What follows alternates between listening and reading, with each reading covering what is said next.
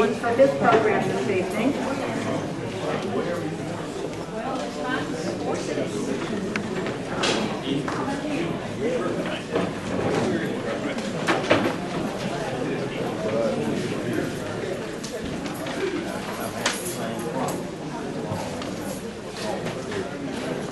For those of you who have not been in this building, the restrooms are right through here, so and feel free to move around, go back to the ice cream. It's thawed out now. Somebody else? It was really frozen.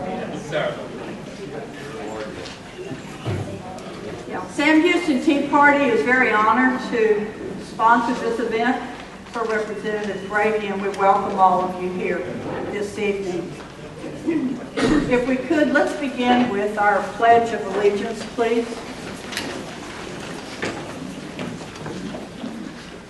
I pledge allegiance to the flag of the United States of America and to the republic for which it stands, one nation, under God, indivisible, with liberty and justice for all. And now the Texas Pledge. Honor the Texas flag. I pledge allegiance to thee, Texas, one state, under God, one and indivisible. And Jerry Allen will lead us in our prayer. Dear Heavenly Father, we thank you for the many blessings that have been bestowed upon this country, on our civilization. We pray that you keep us in your ideas, whatever you want. This we ask in Jesus' name. Amen. Thank you. You may be seated. I hope that each of you received a program. On the program, we have listed a number of events that are going on in the city this week, and then on to Monday, July the 8th, we will have our regular Tea Party meeting for the month, and that will be Earl Carter presenting fair tax. So we would like to encourage you to come back and join us for that meeting. We'll be here in this room on Monday evening. We also, the Tea Party is sponsoring some silent auction items. So if you would look at those. One of the baskets has a book that talks about Colonel Etheridge's life. The book written by Guy Hogue is in that first basket on this end. And Guy has autographed that copy. So if you would like to look at the baskets and the cakes that are back there, we would appreciate it. Also, we're going to go ahead and kind of pass the teapot up and down the rows as Representative Brady carries his discussion. If you have any questions, we do have some index cards and some pencils. So as the evening goes on, if you didn't pick up an index card or pencil, just raise your hand and we'll get one of those to you. And then when you have your question, if you'll just flag one of us, and we will bring those up here to Representative Brady so he can look at your questions and address those. So are there any other announcements? We like to welcome people. I see people here from various other groups. There's people here from Trinity Tea Party, and I thought Barbara LaRue's here from Crockett, so we welcome representation from other Tea Parties. So enjoy the evening, and I'd like to introduce, if he needs an introduction, Representative Brady. Linda, thank you. Linda, thanks very much for all the hard work of pulling this town hall meeting together, and welcome. This Tea Party does so many good things. I appreciate representatives of other Tea Parties in our district coming together as well. I know we're heading to the 4th of July festival or a holiday, but there's so many critical things going on in Washington right now. So many issues we're fighting. We didn't want to wait. And so thank you for being here today. As you know, I didn't move to Washington. My family and I live here in our district in Montgomery County. I commute to work each week. I do that to stay close to the communities and neighborhoods and families I represent. And we now have, almost 2 million miles flying back and forth. We figured out for Boy Scout Troop, I'm just finishing my 4th round trip to the moon, commuting back and forth. But we're that determined to keep in touch and out of that bubble in Washington. But as a result, I also, being able to stay here, I hold more than 50 town hall meetings a year. We do it a lot. It is because I work for you. I want to hold myself accountable to you. We may not always agree on every issue, but you're going to get a chance to tell me, face to face about it. We're going to get a chance to find out what these key issues are. I get a chance to listen to you, and I'm a better representative when I'm able to talk to you face to face. So thank you for being at this town hall meeting tonight. I know I watched. We have some good folks, conservatives in Washington, who are out doing town hall meetings like this all the time. We have too many representatives in Washington who hide from their constituents. I think that's the wrong way to go about it. So thanks for being the right kind of district to represent, okay? Let's go through a quick update for the Sam Houston Tea Party. For those of you here today, I want to leave plenty of time for question and answer going forward. I've taken on some new roles this year. Ways and Means Committee, I followed Bill Archer onto that committee when he left as chairman. The whole state of Texas Republicans came together, and that's because what this committee tackles is so critical to the importance of the future of America. From our terrible tax code that needs reforming and oversight of the IRS, from health care, Social Security, Medicare, welfare, trade, unemployment, all the energy taxes start in our committee. I'm now chairman of the health subcommittee, so we're right in the middle of Obamacare. We're right in the middle of how we pay our doctors to see seniors. We're right in the middle of all the entitlement issues. I'm also chairman of the energy tax working group. We're determined, I want to talk about this in a moment, we're determined in Ways and Means Committee to fix this broken tax code. It's unfair to families, it's unfair to local businesses, it's unfair to the American economy, and it needs to be completely revamped. I'm also chairman of the Joint Economic Committee. I've turned that committee, when I took it over 5 years ago, with Jim DeMint as my counterpart in the Senate. I was determined to turn this into a free market think tank on the economy, on the budget, on energy, and a number of areas, and we've succeeded in doing that. I'm also the Republican Study Committee. That's the House Conservatives. There's about 160 of us who meet each week. I've been on the board, they call it the steering committee, for many years. Was asked to go back on this year. I said no, because I've taken on these other leadership roles, but right now I co-chair the Sunset Caucus. We want to abolish obsolete agencies in Washington, and then I'm deputy whip as well. You know the layout in Washington. We've got our backs to the wall. President's re-election. Democrats gained 2 seats in the Senate. The challenge here, they've got 55 votes. We've got, even with the leadership, great leadership of Ted Cruz, John McCormick, and others, we've got 45 votes over there. To overcome the filibuster, we need 60. To override the president, 67. They've got to fight in the Senate. We're better in the House. Democrats gained 9 seats last election, so it's 233 to 200. To override the president, 290 is our magic number. So we've got an uphill fight. We're moving bills, including repealing Obamacare, reining in the EPA, and all these we're defunding the czars, pushing all this out of the House. We don't get a single vote in the Senate ever on any of these issues. So it is a fight up there.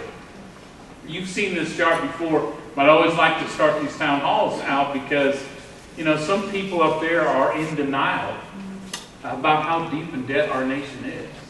Some of them just poo-poo it and say, hey, we're doing great, economy's getting better, we've done enough spending cuts.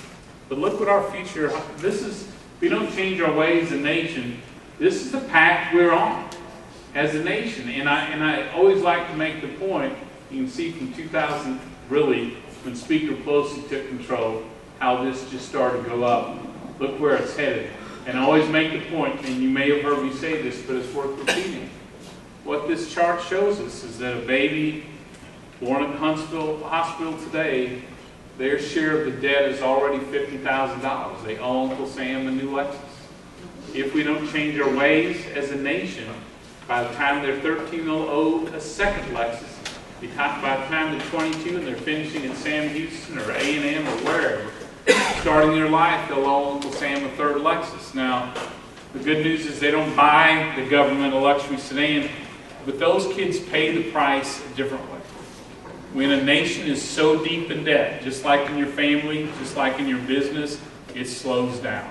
It gets sluggish. All the money goes to pay the credit cards. All the money goes to pay what you owe. Same thing happens with an economy. So if we don't change our way, our economy is going to continue to slow. And interest rates will go up to pay for all this debt. Taxes will go up to pay for it. So the point of this chart is for our children, if we don't change our spending ways and get control of this debt, they will have, when it's time for them to begin the American dream, there'll be fewer jobs for them. And if they get a job, they'll have less money in their pocket to live their lives. So what we're fighting for right now, what you're fighting for right now, is just critical. We don't have to accept that. There's a different path. The Republican budget that we pass out of the House changes the direction. We call it the path to prosperity because that's what it is.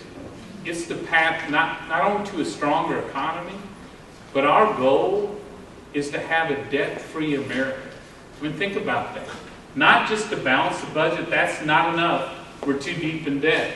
You got to go beyond that. And our goal is a debt-free future for America where we are literally not only the strongest economy in the world, the strongest defense in the world, but where we owe no one. And from that standpoint, if we can accomplish that, and it'll take time to do it, we change the course of this country. That's why the Tea Party movement started. Goals like this, not just balancing the budget, that's not enough. And I think that it's been a long time since anyone talked about a debt-free future, and we need to start talking about it again. Spending is the problem. It's not taxes. There is no lack of taxes in America. In fact, the revenue that just came in last month showed the last 12 months in American history is the highest level of revenue ever. You probably don't see that on the media much, do you? All we hear is about sequester and about all these terrible spending cuts. The last year of America has been the highest year of revenue in American history. So don't let anyone fool you differently about that. Our revenue's gone down because of the recession. It's coming back. It's going to come back. But look, you can't tax your way to a balanced budget. This is spending. That's where it's headed. Even the president's tax increase, it doesn't do the job. You got to grow the economy. That can cut the deficit by more than half. Then you got to cut spending. You do both pro-growth policies, like conservatives want, and control spending and tackle entitlements, which our conservatives are leading on. We do that and change the course of the country to the better. This is the budget. I always like to see this because, again, if you just read what's online, if you just look at the newspaper and TV, they act like all the spending in the budget is either in defense or the non-defense stuff, education, border security, veterans care, air traffic controls, all that. But that's only a small part of the federal budget. All these programs are on autopilot. Social Security is so critical to seniors. Medicare is so critical for health care. Medicaid for the poor. The interest on the debt. Other things like food stamps and other Look, that's almost 2/3 of the budget, and it's getting bigger and bigger and bigger. At some point, the autopilot spending is going to squeeze out every other dollar. It'll take every dime we send Washington and more. That's why it's not enough. Sequester affected these two pieces of the pie in barely. I always like to make the point, despite the world is falling claims out of Washington, in sequester, all we insisted was that this government, if they were a 500-pound person, we told them to lose 10 pounds. That's it. That's all. We didn't even ask them to tighten their belt. Just lose a bit. And that's all we've done. And as you know, all those claims of the sky are falling hasn't happened, and it's not going to happen because these are steps in the right direction. And in fact, these two pieces of pie this year and last year have actually shrunk. They're going to shrink by another 100 billion next year. The problem is this just keeps growing and growing and growing. So if you look at Social Security, so critical. Medicaid, look at Medicare, interest on the debt when the interest rates go back up, swallows every dime. So unless we're serious about saving Social Security and Medicare for the long run, and you've got to be serious, if anyone in America tells you we can get our financial house in order, we can be strong again, without finding a way to save Social Security and Medicare, they're just not telling you the truth. Second Amendment, we spend a lot of time up here in Washington protecting the Second Amendment, which you all know by heart. I love what George Mason, one of the co-authors, said, what is the militia? It's the whole people, and to disarm the people is the best and most effective way to enslave them. And thank you for the theme music that went along with it. If you could run that one again, a little more patriotic, that would be good. But I don't need to explain this to you. You know it in your heart. We all saw the President's press conference announcing all of his efforts to reinstate programs that have failed before. Semi-automatic weapon ban, limit on magazines, bullets, and universal background check. But we also saw him list 23 executive orders on guns. As you know, America's tried these before. It didn't change violence in America. It didn't. It failed. Because all it did was make it harder for law-abiding citizens to buy guns. The truth of the matter is, universal background checks, the so-called gun show loophole, criminals don't buy their guns at gun shows. They don't. It's true. They steal them. They take them from friends and family. They did a study of prisoners who were there because of gun crimes. Guess how many had got theirs at a gun show? Less than 1%. 80% of them stole them or took them from friends and family. So, changing that doesn't make it safer at all. The automatic weapon ban that was tried, it didn't stop violence. In fact, states, unfortunately, like Connecticut, that saw a horrible shooting in the schools, have some of the strictest gun laws in America. It didn't stop that violence. I live here. I work in Washington. So 4 of us conservatives have a townhouse. We live in a townhouse. We all have our own room and bathroom because we're too old for sharing that stuff. We only have 1 car among us, so it's just like college. We're always emailing each other, can I borrow the car tonight? My wife's pregnant. Seriously, this is not as glamorous a life as you think. But I live in Texas with perhaps the best concealed weapons law in the nation. 500,000 of us have concealed weapons licenses. This is safe. I work in Washington, D.C., which is in effect a gun-free zone, and it is the scariest place in America. So I know firsthand the difference between these laws. And I'll tell you, what the President laid out will not make our schools safer, and it won't protect our Second Amendment rights. It just won't. And we know that those laws were stopped. The initial laws were stopped in the Senate. We expect them later this fall to try it over in the House. And we know the President's going to go forward with some of his executive orders. But let's look at these. One, nominating a director of the ATF.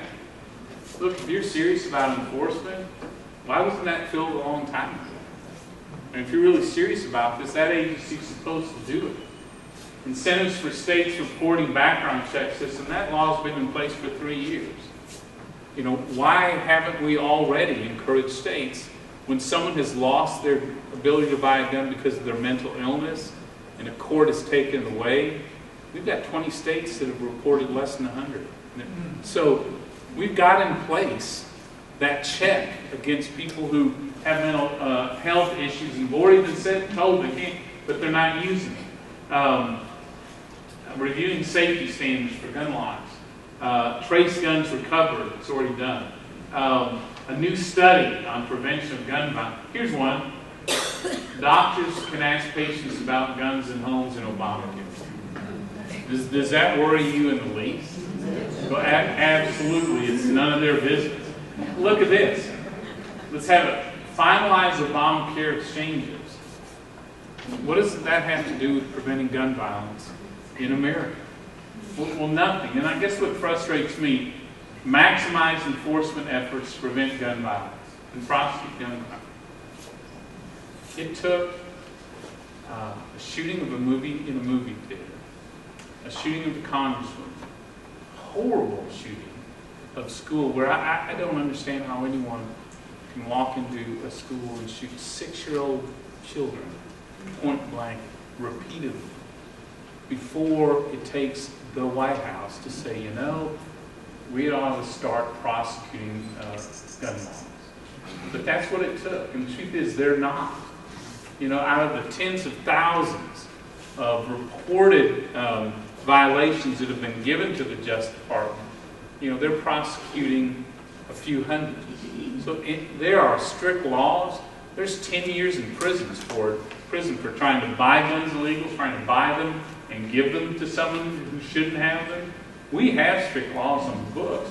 Someone needs to start enforcing those laws. And I'll tell you, the president talks about a culture of violence in America. There is a culture of violence in America. It doesn't come from our sportsmen. It doesn't come from families that collect it. It doesn't come from people who have weapons to keep themselves safe at all. We're not the problem. I think there's a lot more to this. I think we don't have a mental health system in America at all. If you've ever had someone in your family or a friend that's been struggling, you know they're on their own, unfortunately, in this country. You know, we've got young kids, so I can block violent video games out of our house, but I can't get to the TV remote fast enough to stop some of the stuff that's on TV these days. There is a culture of violence, and Hollywood gets away with profiting from a whole lot of that culture of violence. So my point is, in the House, if any of these bills get introduced or come to the floor, we're going to stop them cold, because they have nothing to do with gun violence and they violate our Second Amendment rights. And so that's just, as Ted Poe says, that's just the way it is.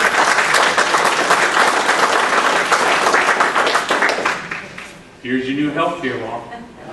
There it is. You've seen this chart before. My staff spent 4 months, evenings and weekends, going through all 2,000 some pages of Obamacare, because I wanted to show the American public how this new law works. I wanted to show lawmakers who voted on it and didn't read it how this new law works. 159. Here's the physicians. Here's patients. In between 159 new federal agencies, bureaucracies, and commissions in between you and your doctor. Put on top of the health care system that's already in place. Everything new in color except that is all new bureaucracy.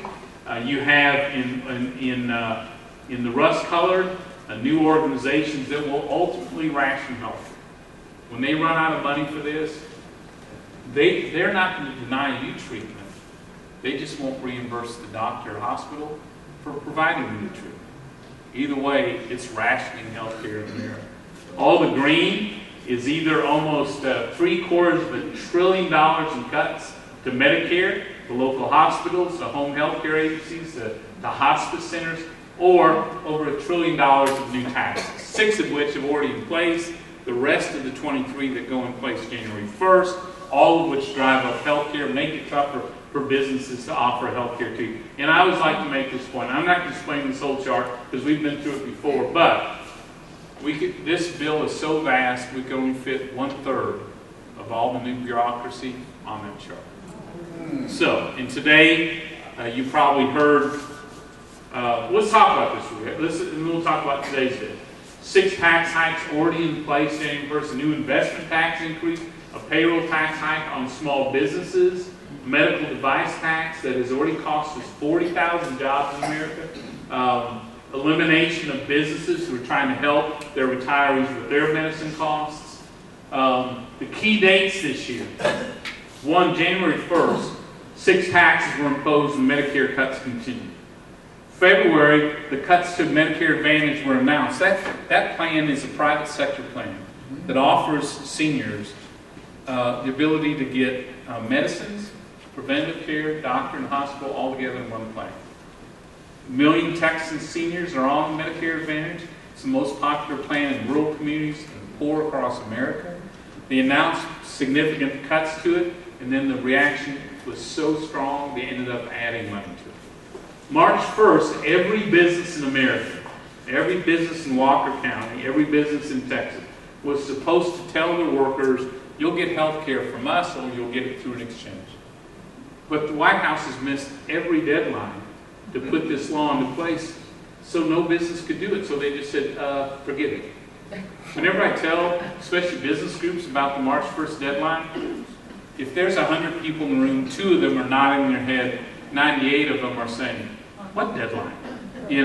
Because they've done such a poor job of educating businesses and people and patients and providers about this new law.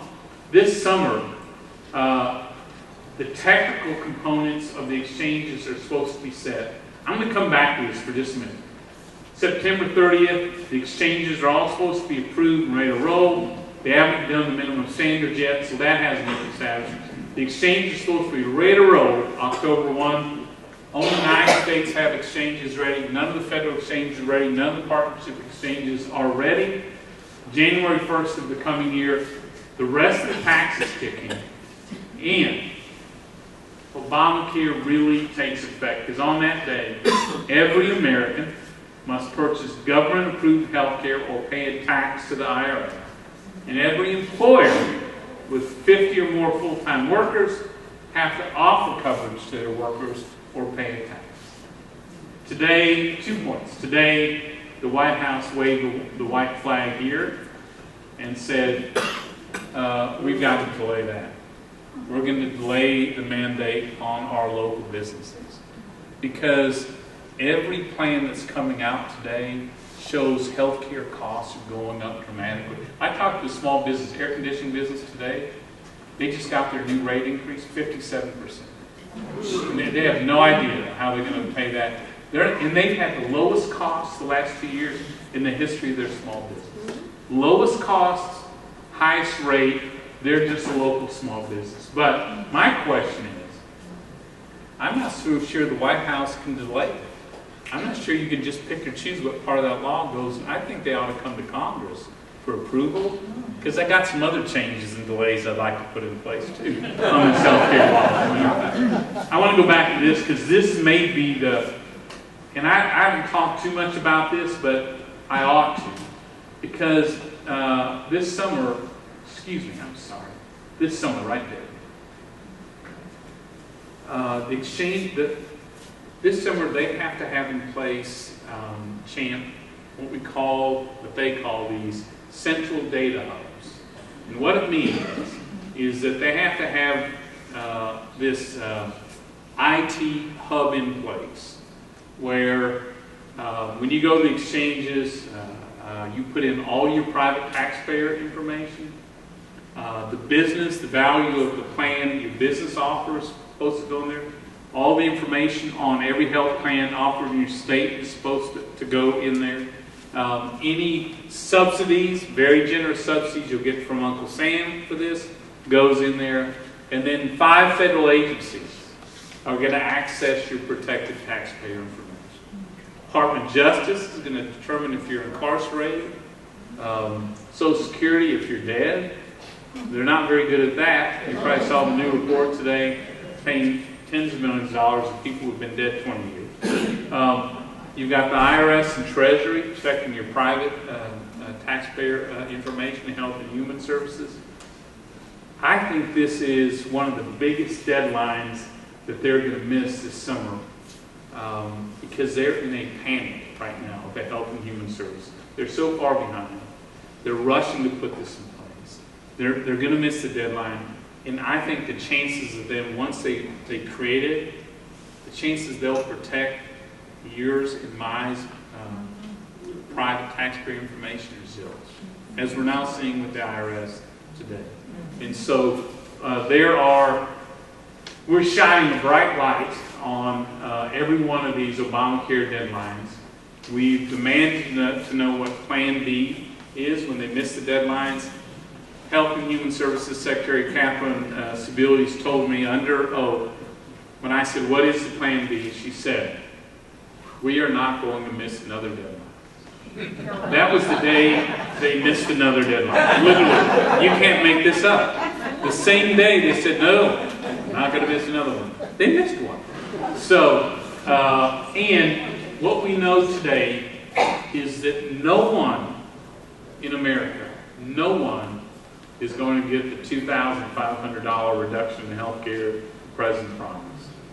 Every state so far has seen a major increase in health care costs in the exchanges, and we estimate between 7 million and 65 million Americans who used to get health care at work will eventually be forced off the plan and into the exchanges. So literally no promise in this has been kept, or in my guess it will be kept. Well, our biggest challenge is, what do we do about it? Between now and 3 years from now. Because we continue to pass full repeal out of the House. Our Ted Cruz, John Cornyn, our team fights it hard. They can only muster 45 votes, so it doesn't get repealed. We pass separate bills to repeal key parts, but no vote. We have succeeded in not funding and defunding the implementation of Obamacare, but now but they're dipping into a slush fund. Where's that? They've got about a $10 billion slush fund that they're dipping into that to go around this. And now we're fighting to drain the swamp on that slush fund as well. We haven't got it done through the Senate. So we got a big challenge in between now, frankly, in the next 3 years. The cost, look what's happened. This thing's only been in place since 2010. The cost, remember how this wouldn't add a dime to deficit? It's gone from $1 trillion to almost double in 3 years. The number of people it's covering has gone down. The number of people at the end, when all that bureaucracy is in place, we'll still have almost 30 million people without health care. After all that's in place, after all those taxes, all those costs, all that bureaucracy, you still got a state bigger in Texas that isn't covered. The Medicare cuts, which I guarantee you, your local doctors, nursing homes, and the hospital here can tell you about, has gone up. The tax increases have nearly doubled. And I know the President said, if we pass this, this is going to control health care costs for taxpayers. Look, 3 years, up 50%. I mean, and it's not in place yet. And that's just the lead up to it. It's gone to that point. And again, I talked about this, but small businesses, medium-sized businesses, big businesses tell us they're not hiring today, primarily because of all the new regulation coming out of Washington, primarily the health care law, although a bunch of other regulations hitting them as well. A lot of businesses are laying off workers to try to get under that mandate of 50. We have a lot of businesses that are taking full-time workers and making them part-time workers, and part-time workers are now under 30 hours. We're seeing this across the board. So the new 20-somethings in America, that doesn't refer to your age. That's your maximum hours you can work. It's got to be under 30. And so how is that good for families? Or how's that good for business to do that? So one of the things, as I mentioned, I stepped over to take leadership of healthcare and Ways and Means Committee. My first priority is we've got to fix the way we reimburse our local doctors and Medicare. It's not right. They're not reimbursed fairly. And so right now, many of them are rethinking their relationship with Medicare. 600 doctors in Texas have said, we can't afford to see seniors anymore. Some are closing their doors. Others are just aligning with the local hospital, giving up their practice. We can't save Medicare for every generation until we've found the right solution to pay our local doctors. I've been given the task this year of finding a permanent solution to it. We're getting very close to that, and I reverse the way they do it up here. Right now, we reimburse basically to our local physicians. If you do this, we pay you that amount. If you do this procedure, we'll pay you this. Do this test, so it's just whatever you do, we'll pay you there, and usually less than they need. We need to start reimbursing on the quality of the health care for seniors, not 10 procedures or 15, but how do you make that senior healthier? But I decided Washington was not going to decide what quality is. So the past year I've met repeatedly with 80 different doctor organizations in America, from the local family physicians to the cancer doctors to the neuros, every specialist there is, and asked a simple question. How do you measure quality? How would you like to be reimbursed on making your patients healthier or keeping them from getting sick? So how do you do it? So now, rather than Washington decide what kind of treatments you get as a senior, we're going to reward local doctors to give you the best care they can, the best quality care they can. I think that's the right way to reimburse, but more importantly, if we can do this, we actually start, this may be the single biggest step towards saving Medicare forever. But we got to start here. Obamacare, obviously, Affordable Care Act, whatever you want to call it, this is a big year for us. This is an equal priority for us. It's shining a light, looking for ways we can repeal key parts of it, defunding everything we can, holding them accountable. And it'll probably be at the beginning of next year, but we're going to take the first real steps to save Medicare over the long haul, because we just got our 7th warning in a row to Congress from the accountants, the trustees of Medicare, saying this program's in deep financial trouble. You need to act to save it. And you probably heard that the Medicare, the hospital portion, the big portion of it, actually was extended 2 years. So instead of going bankrupt in 11 years, it's going bankrupt in 13. Washington's celebrating that. My point is, it's like the Titanic is going to hit the iceberg an hour late. It's still a disaster. We've still got to act to save Medicare. And there's some good, smart ways we can do that, where we actually increase health care to seniors. We cap what comes out of their pockets, so you'll never have to worry again about getting that rare disease, that certain kind of cancer, that type of illness that requires expensive medicines. There's a way to do this, but conservatives, Republicans, we're serious about not kicking that can down the road. We've got to start getting serious about saving Medicare. Changing course, getting Washington out of the way. I'm convinced. I had the Joint Economic Committee. We study our economy, the world's economy, every day. This is the worst recovery since World War II. The single worst recovery. Our economy is missing $4 million. It's missing over $1 trillion out of the economy. Since the recovery started, the recession ended, we're supposed to be getting better. You're more likely as an American to be pushed into getting food stamps than actually finding a job. When President Clinton left office, 1 out of 16 Americans were on food stamps. Today, 1 out of 6 Americans are on food stamps. That's not the sign of a healthy economy. And we've got fewest people actually working than in almost 3.5 decades. America deserves a better economy than that. We got to get Washington out of the way. We got to get our financial house in order. We got to do tax reform. I'll finish with tax reform. We've got to tackle big issues like Social Security and Medicare, and we got to rein in these regulations. We haven't got a timeout to the new regulations. Talk about tax reform. The tax code we've got. Let me talk about tax reform. Let me talk about the IRS. How many of you think we ought to keep the tax code we have today? Hold on, let me count. I don't need to count. Okay, got that one down. The code we've got is frightening. It's complex. It's burdensome. It's unfair. It's unfair to families, businesses, the economy. It's uncompetitive. We used to have the best tax rate in the world. Today we're now the worst. We went first to the worst. We used to have the best incentives to do research, develop innovation. Here in America was #1. Today we're 17th and going down lower and lower and lower. That's why companies are locating overseas. That's why whenever we merge, it ends up being a foreign country, a corporation somewhere else. Why we're losing jobs.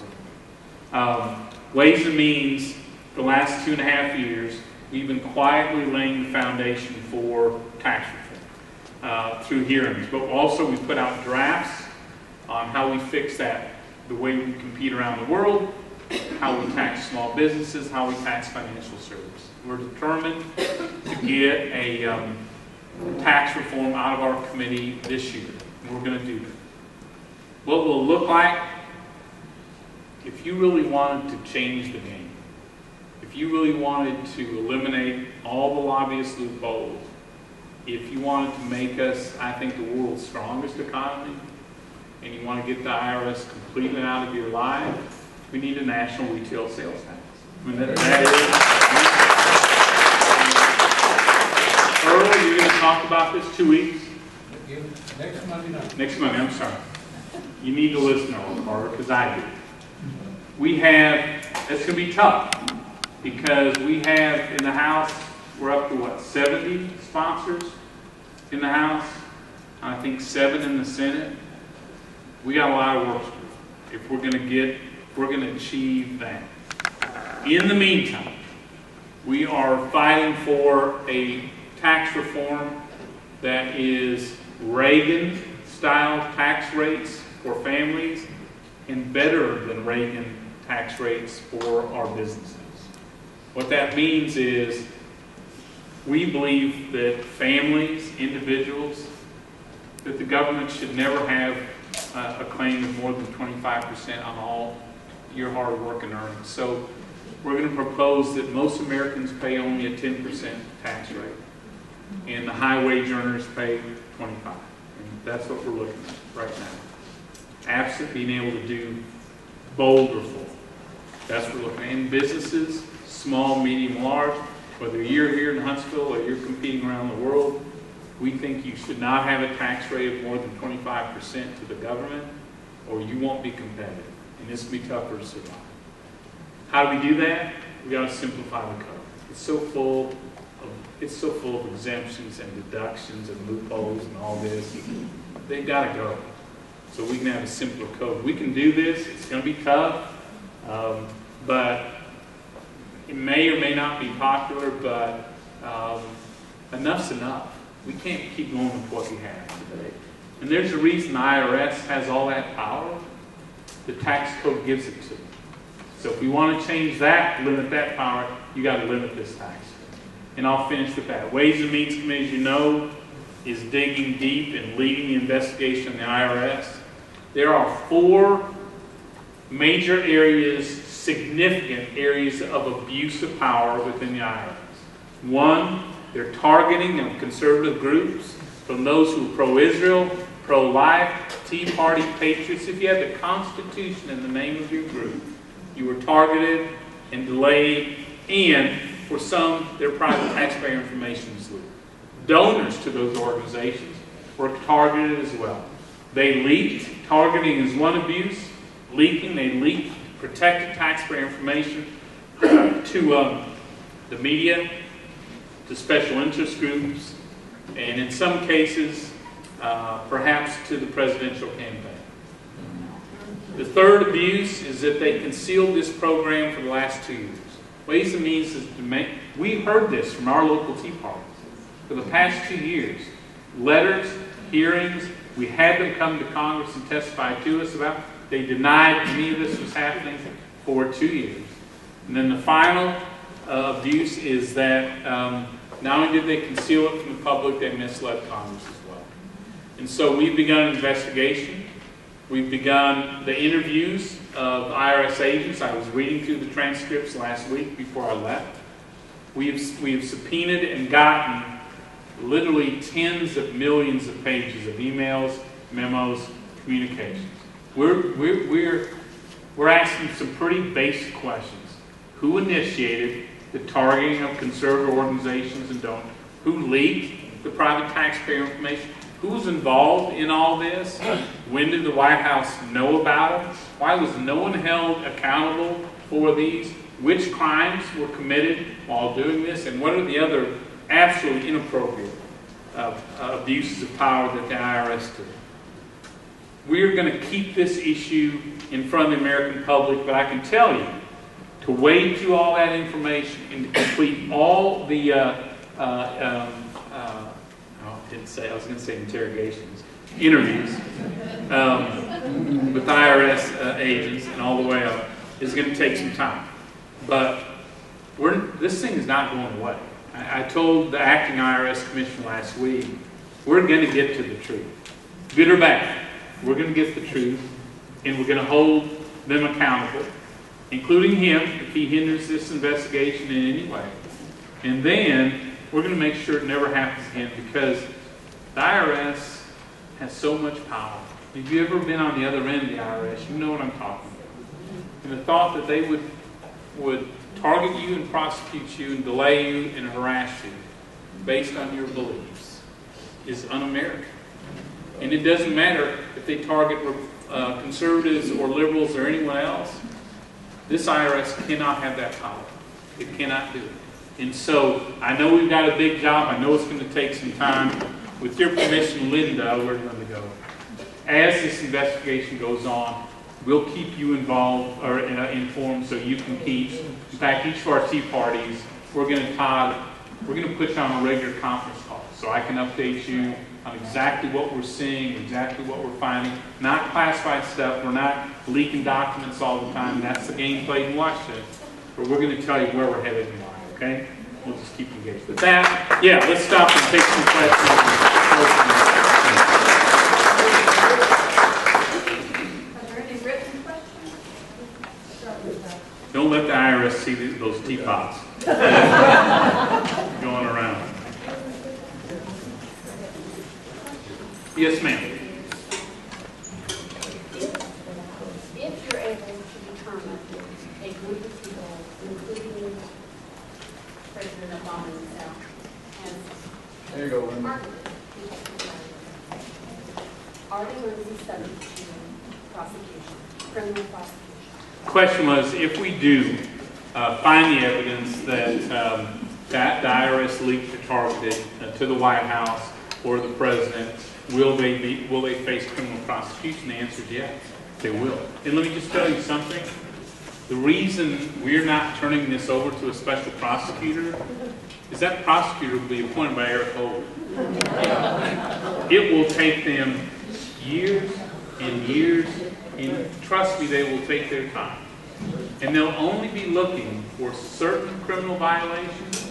We're looking for abuses of power. It's a whole different deal. So I think we're on the right track. I want to turn it over. First question is, why don't you run for president, Mr. Congress? No. I may have read that. My mom wrote that. Linda, why don't you? It's Earl. Can you read this? I don't have my glasses. I like a doctor.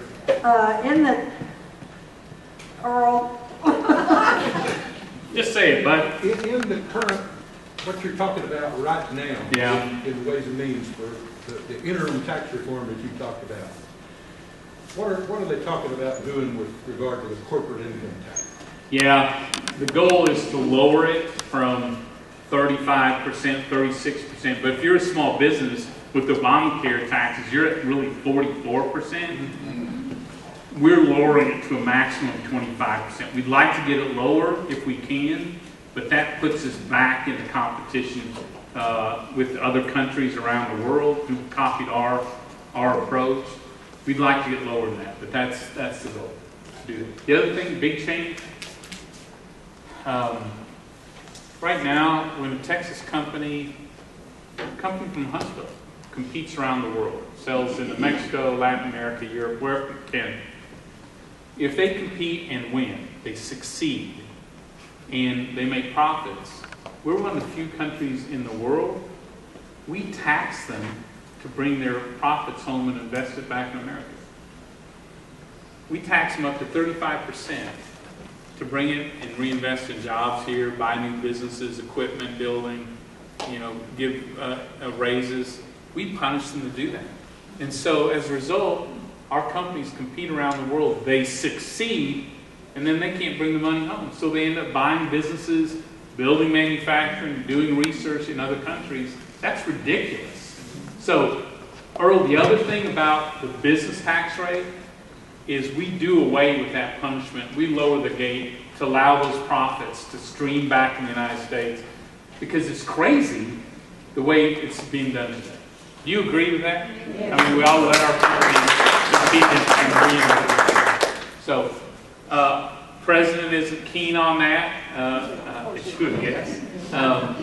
But if our businesses are going to compete, and now you're competing every day. You're a small business in Huntsville. Someone's competing against you from around the world. Our guys need to be just as competitive.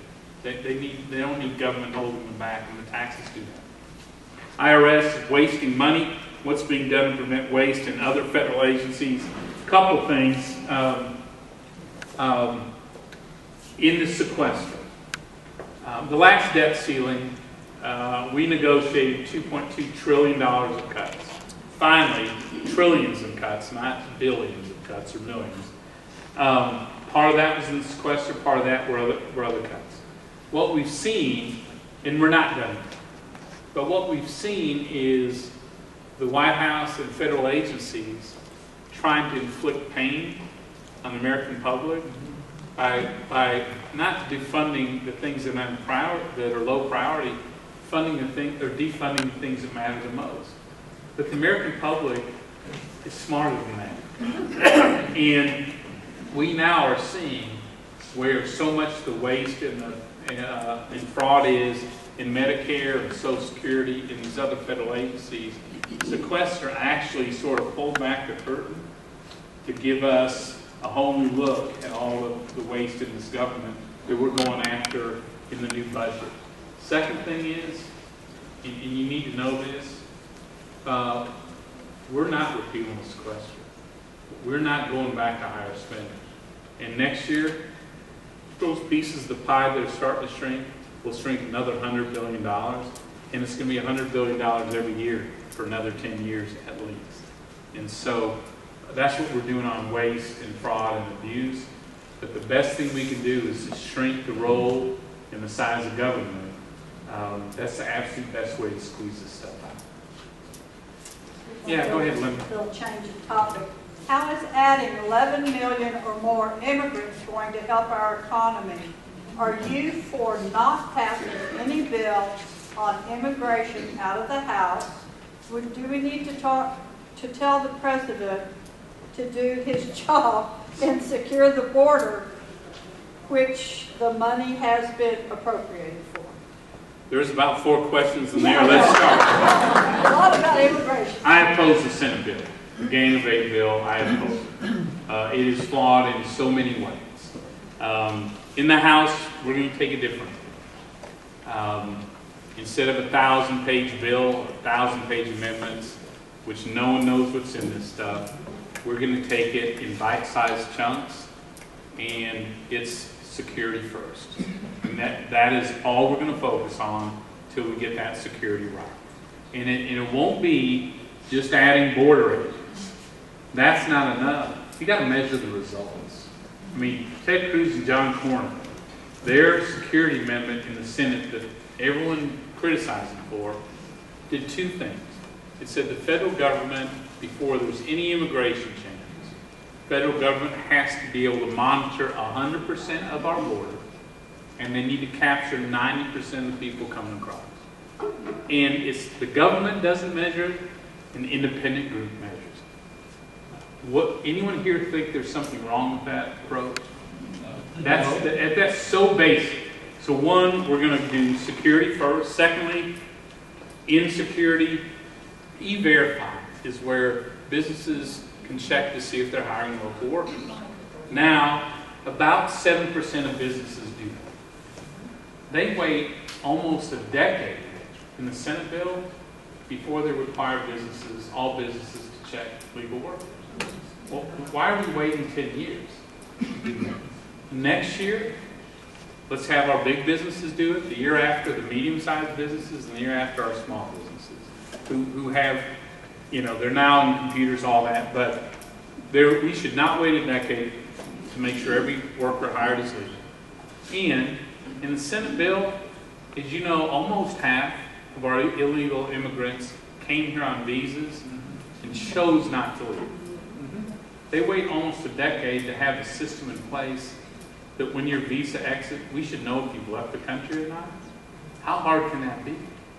And so it's going to be, we don't accept those timetables in the House. And so 3 bills have been filed, one by Chairman Judiciary Bob Goodlatte, another one by Michael McCall from Texas, who heads Homeland Security. There's a third one. It's all security first. Our point is, if you don't do that right, if as a country we can't secure our borders, why are we talking about the rest of this?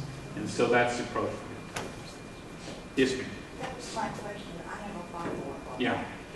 Okay, if we take border security first, we pass that out of the House, does that force everything into a conference, or is that Senate bill dead?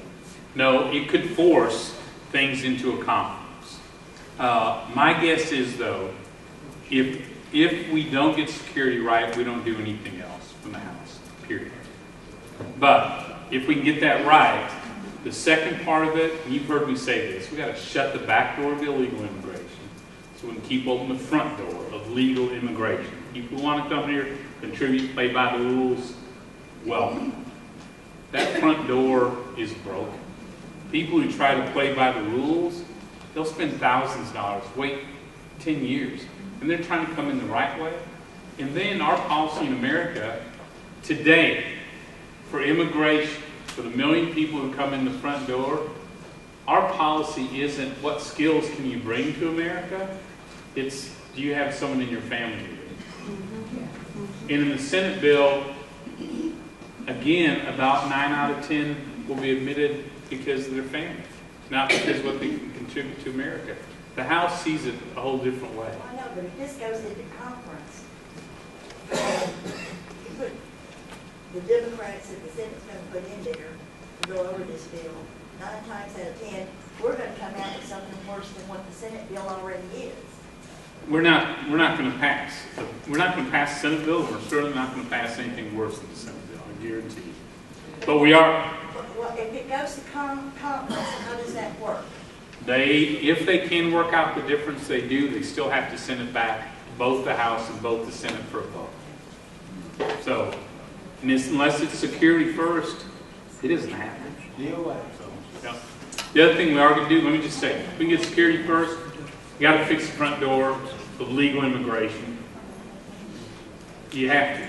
But here's the third area that I want to talk to you about. The Senate passed overwhelmingly a path to citizenship. I believe citizenship should be reserved for those who come through the front door of legal immigration.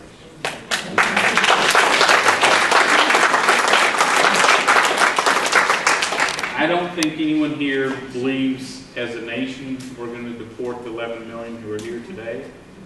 But I think behavior has consequences. And I believe that at most, we ought to offer, at most, an orange card with no path to citizenship and no access to federal benefits. So, in other words, I know, I've already heard the arguments you're creating 2 classes of citizens. No, we're not. Those are 2 sets of behaviors. One through the front door. One chose to come through the back door, either through the visa system, they ignored it, or they came across the border, that was their choice. But the consequence is you don't have past citizenship, you don't vote, you aren't able to live off the help of other Americans who are here today. Do you agree with that approach? And I know it's going to be a fight, but my argument, I think that's how most Republicans feel. in the Congress. That's where we're going to take a stand. We know we're going to get beat up about it, but the bottom line is there are consequences to your actions. I mean, there just is. And I also think, I'll tell you this too, as a conservative, I look at our state, I look at the growth of Hispanics, I look at the growth of minorities. If we don't figure out a way to let them see the value of more economic freedom, unlimited opportunity rather than government opportunity, a life for their kids that isn't food stamps and public housing, it's owning their own business, you know what I mean, and living the American dream, we got to figure out a way to be able to talk to minorities in Texas and across the country and tell our story. If we don't, if we stay on the path we're on, the question isn't if we're irrelevant at some point, it's when we are. So I want to compete. I want to compete our conservative, limited government, personal responsibility, economic freedom. I want to compete with minorities, not just Hispanics, Asian Americans who used to vote for us 3-1, now vote against us 3-1. And we have every value, we share every value there is. I want to be able to compete. And so I'm going to figure out a way we can compete with them. But we will never pander our way to votes with minorities. We can never out-pander the other side. They're just too good, you know, and always, we don't even understand that language. So, yeah, I know, I'll tell you what, Boehner can go as far as we'll back him, and in this case on immigration, when he announced we are not going to pass a bill unless it's the majority of House Republicans, that was exactly what we needed to hear, and exactly what we needed to hear. So, this one's going to be a tough issue. I'm going to need your help as we work through it. So again, if we can stay engaged, you know what I mean? Because there's going to be a lot of issues. I know we're going to be called cold-hearted Republicans. We already know all those attacks. But I think we got to go on values. I want to have a chance to sell our values. It's not going to be from pandering, but the rule of law matters. It just does in America.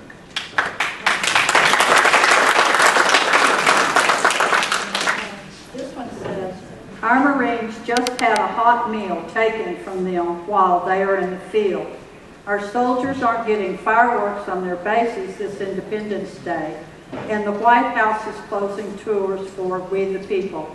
Why is our president promising $7 billion to Africa? Will the House, with the power of the purse, stop this? Answer is yes.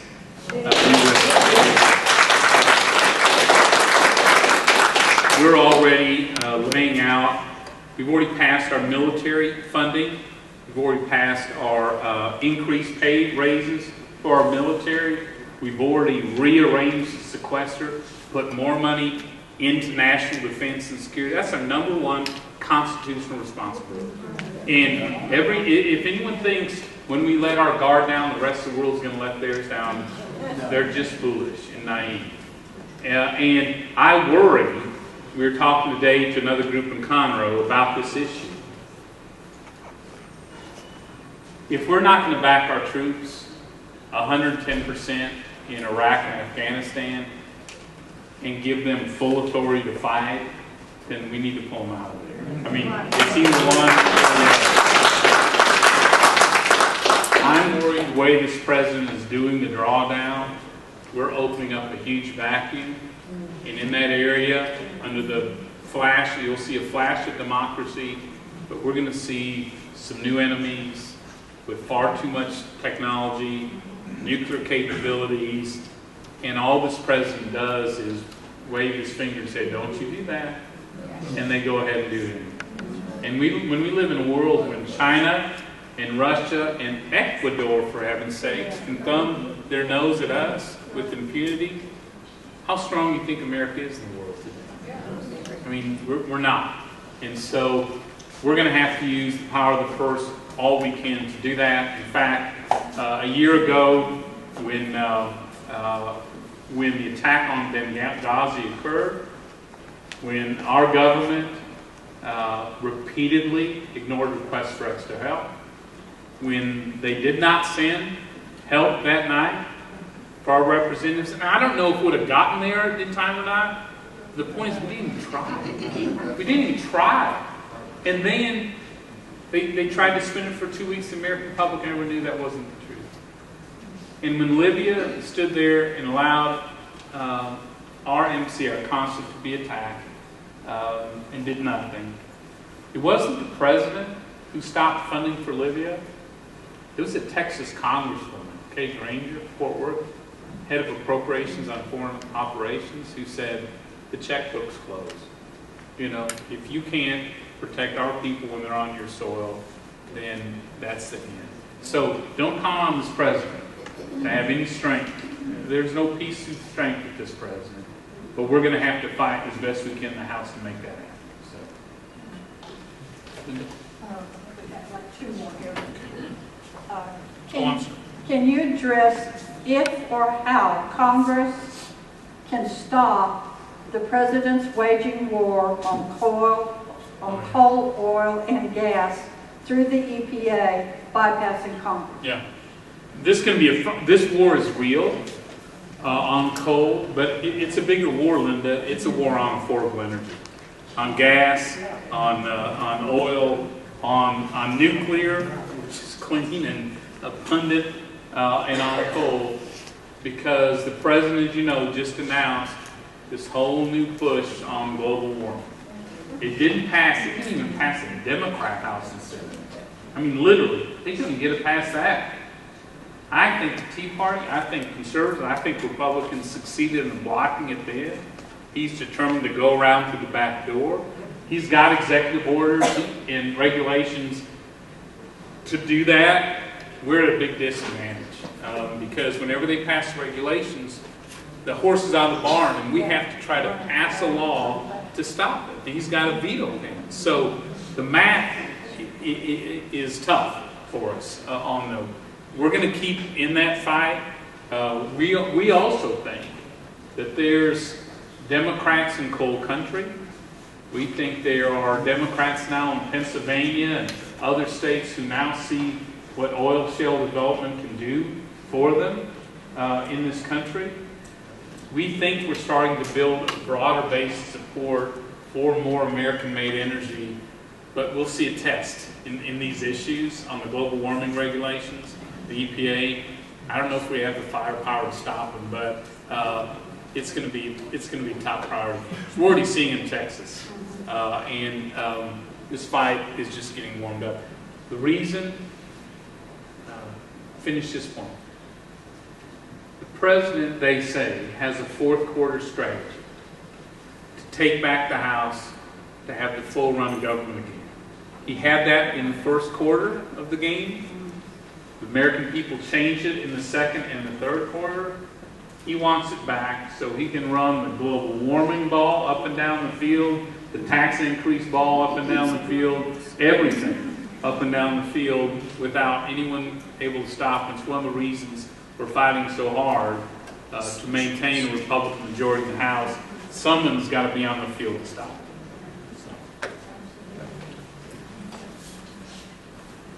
Why do we need the NSA when we have the FBI, CIA, etc.? And what is being done about them and all that data they are collecting? Yeah. This is 9/11 occurred in part because we were not paying attention. We had not shifted from our old way of doing military to the way terrorism is fought. And terrorism is fought in a way we can't defeat it with troops. We've got to have the intelligence, usually overseas, to see these attacks and stop it. This program was put in place not to monitor American citizens. This was put in place to monitor the calls of foreign terrorists calling into the United States. This is what this is all about. The limitations we put around it was that NSA can, like an air traffic controller, can monitor sort of the phases, the overall picture of terrorism, but they couldn't go in to listen to your phone calls, the contents, your email, anything like that. The only way they can violate any of our freedoms is they have to, with specific facts, go to an independent court and get that court order to do that. So, I think they call it metadata. All that means is big amounts of data, sort of the whole screen of pictures, so they can monitor foreign terrorists with calls into the United States and suspected terrorists under court order, those calls back. I think this needs to happen. I think we need to be able to connect the dots. I don't know if, as they claim, that they have stopped thwarted 50 attacks in 20 countries. That's what they briefed us about and made public. I haven't looked at every one of those attacks, to be honest. But I think done right, we've got to have this intelligence if we're going to stop the next attack, because the next one doesn't come with an army. It comes at a marathon in Boston. It comes on the street in New York at Times Square. It comes at a football game here. And so we've got to figure out a way that we can get that intelligence and still protect our civil rights. And it's that's a tough line to hold. So we're going to stay on top of this program. I'm every bit as worried about our privacy and protections as you are, but I also want us to stop that next attack. I just do. The trick is to make sure this White House does it responsibly. Yes, ma'am. Yes, sir. Go ahead. Can this data and would this data be used politically? I don't put anything past this White House, except that the FISA court that oversees this on a regular basis makes them destroy the information makes them and reviews that they have done that. Can they get around it? I don't know. But built into the system is you destroy the data. Once you've looked at the air traffic control scheme and the flow of everything going on, then it's got to be destroyed. So you've got assurances there are no copies of any of it available? We have assurances. You have to weigh the value of those assurances. So, yeah. So related to that, are you going to be taking a closer look at the use of, or hiring contractors? I mean, when you have a high school dropout that can get access to the information he had, and he's making everybody look like a clown now. I mean, we ought to be taking a look at who we give access to all that information. How did this guy get access to that much information? What's that? 100% incompetence of You're Virginia, you're so right. You're so right. The answer is yes. Yeah, we have to do this. And I'll tell you, I have a nephew who's a contractor, who's the cybersecurity attacks we get from China and other countries. His job is to stop them and reverse that. He's a young guy, smart. He can't even tell me, and I have a classified level, exactly what he's doing. But he was vetted through the military first and then this contractor to the nth degree just to be able to do those basic things, which is why I don't understand how this guy got access to so much. And my nephew's denied access to much of the key intelligence, and he's as qualified as they come. So I don't understand how this guy had the keys to the kingdom. It's ridiculous, and it makes us less secure. So, yes, sir. The FISA program and the NSA program, the need for them for something like that is very obvious, and there's no contesting that fact. But there's another fact that I think many of us ignore or don't give adequate attention, and that is that our ranks are thoroughly infiltrated by the enemy, thoroughly. And in almost all of our institutions, they're into our schools, they're forcing Sharia banking systems. There are all over many of our elected officials, trying to help them finance their campaigns. It is a true infiltration, and it is very effective.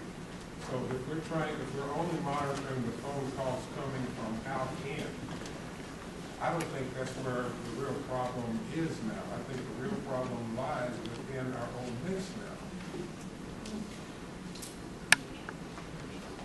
I don't really know how to answer that. I don't disagree that our enemies are a lot smarter than just making phone calls, back and forth. And the last attack in Boston is a great example of that. And they're not going away. And I guess this is one of my frustrations, sort of to your point, is that it's been now 12 years since 9/11, a little more than that. I already see parts of this government and country letting their guard down again. Almost, it'll never happen again. Look, these people have not gone away. They've just gotten smarter in how they do things. The cells are smart. They have, and they've recruited. Yeah, we've taken out some major leaders throughout the world. That's undisputed. We've disrupted a whole bunch of things. But if any president says, as this one has, we've destroyed Al-Qaeda, we've got the terrorists on the run, let me tell you, we don't. And anyone in the military who's worked on this can tell you this is an escalating fight. So that doesn't answer your question directly, but the point is, this is a bigger fight than some people think it is. So, yes, ma'am. Then I'm sorry. Do you mind if we just take a few? Yeah. Then we'll come back. Give me a quick question. Okay. Sorry. This is a very quick question. How was it that the government or our Congress gave the president so much power in executive orders? Great question. Because I had to come from the Congress to give him this. No. No? Okay. No president has ever gotten congressional approval. They just took executive order. They just took the power. And y'all couldn't do anything about it? Well, we chase it. Once the order's done and it's out, we have to, by law, stop it. And this president can veto every. So we do. We chase those orders, executive orders in the House, pass laws to stop them. Do you think any of them have gotten a vote in the Senate yet? No. So there's no question. He's smart enough to know the way you get around an elected body is to use the power of the executive branch to accomplish it. That's been one of our biggest frustrations. We're always chasing these executive orders. I think it's the American people's frustration. I think they're starting to pick up. You're already informed. You're engaged. You know what's been happening. I think more and more Americans are figuring out how this White House works. At least I hope so. Linda, you had some more? The gentleman in the black shirt. Okay, yes, sir. Just to touch on what he said, we've spoken before, I'm a retired border patrolman. Yes, sir. And what he's talking about plays into the immigration thing as well. Because I can tell you, because I did it, I was forced by policy after spending 8 hours chasing a group of illegal aliens through the brush down there in South Texas. 7 of them happened to be Pakistanis. And the policy required me to sit down and execute what's called an NTA, notice to appear, hand them these papers, and ask them to please show up to the deportation hearing in about a year and turn around and let them walk right out the front door. The enemy. Our immigration system isn't broken. Our immigration enforcement system is broken. They're not allowed to do their job by policy. How did you feel? How mad were you when you saw had to be part of catch and release, and you knew the time? It was a daily occurrence for 17 years. Because, in the media, and the popular thing to talk about is the Puerto Mexicans. We caught what we called OTMs, other than Mexican. And if I caught 30 illegal immigrants in the brush down right here in South Texas, 8 to 10 of them were from Mexico. The other ones were other than Mexican. I've caught Pakistanis, I've caught Croatians, Serbians, Chinese, Colombians, Guatemalans, El Salvador. You name the country and I've caught them. And the policy was to hand them a notice to appear and ask them to please show up to their deportation hearing in about a year and let them walk out the front door. And I'm sure they all showed up, right? I mean, thanks for being real life verification because, we got to wrap it up. I'm sorry. I'll stay here. Be glad to visit as we go. Let's not make this the last town hall we do together, if you don't mind. There's just a lot of issues we're trying to get, and I'm going to need your help on going forward. We're in a real fight. I want to make one point. Champ will appreciate this. I was here at the Hearts Museum for Memorial Day to honor our veterans, those especially who gave all. And I talked about a young man, Hunter Levine, who had been hit with the rocket-propelled grenade. This shrapnel went through one eye and out the other, disfigured his face, seriously wounded him. He did manage to save his whole unit. I got the honor of introducing him at Memorial Day event, and he talked about how that he was no hero, that those who sacrificed all were heroes. And I told Hunter, look, God has a plan for you. Your plan was to come back to make sure we never forget those, so when we look up to you, we never forget the sacrifice. Well, Hunter lost his life last week. We went to see a buddy in Florida, didn't wake up. They got him in the hospital anyway, passed away. Not really sure. Could be in just the dozens and dozens of surgeries. Young man, 24, 25, great friend, good man. As discouraged as we get about all that stuff in Washington, let's not forget we've got great Americans who are fighting for us and sacrificing for us, who are so humble, who don't believe they're heroes. They're walking around us. Let's just remember what's great about them. Among all this other stuff, let's just not forget what makes America great, okay? God bless you guys. Thank you very much.